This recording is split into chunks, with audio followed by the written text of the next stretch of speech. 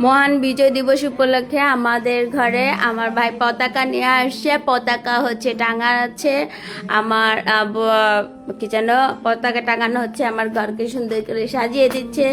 এই যে দেখো কত সুন্দর করে পতাকা হচ্ছে টাঙিয়ে দিয়েছে।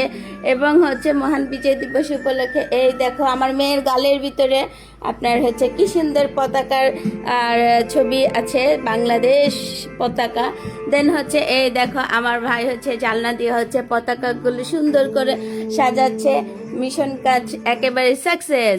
মহান বিজয় দিবস উপলক্ষে অনেক রক্ত, অনেক প্রাণের বিনিময়ে আমাদের এই দেশ স্বাধীন হয়েছে। সেই দেশকে আমরা এখন সেই স্বাধীনতা যুদ্ধকে স্বাধীনতার এত বছর বয়সে আমরা হচ্ছে সেই স্বাধীনতা যুদ্ধকে সম্মান করি, শ্রদ্ধা করি, ভক্তি করি এবং সকল শহীদদের আত্মার মাগফিরাত কামনা করি।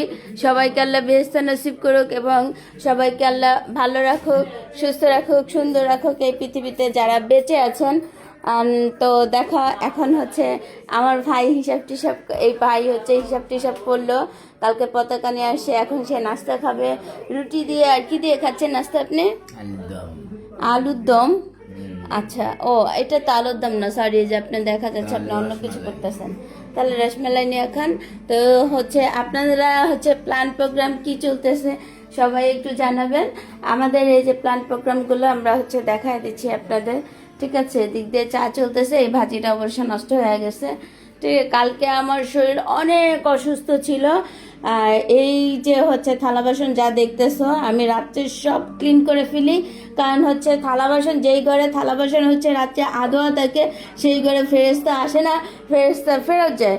কিন্তু কালকে আমার অবস্থা খুবই খুবই খুবই খারাপ ছিল, যা বলার বাহুল্য।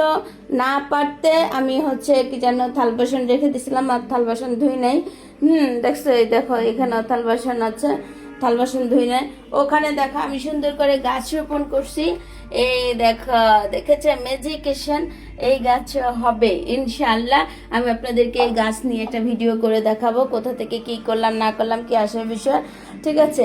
তো হচ্ছে আপনারা স্বাধীনতা দিবস উপলক্ষে, মহান বিজয় দিবস উপলক্ষে আপনারা কে কি করেছেন, আপনাদের প্ল্যান প্রোগ্রাম কি, কে কোথায় ঘুরতে যাবেন, অবশ্যই হচ্ছে কমেন্ট করে জানাবেন। ধন্যবাদ সবাইকে। আসসালামু আলাইকুম, ফিয়ামানিল্লাহ।